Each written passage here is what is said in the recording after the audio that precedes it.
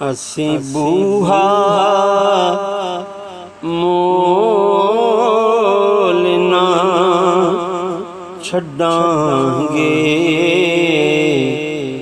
ਜਦ ਤੀਕ ਨਜ਼ਾਰਾ ਨਹੀਂ ਹੁੰਦਾ।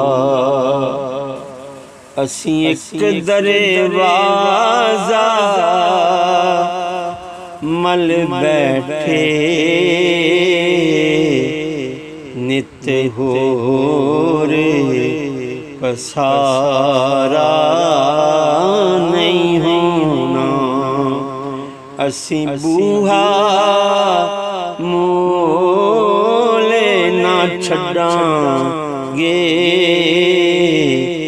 ਜਦ ਤੀਕ ਨਜ਼ਾਰਾ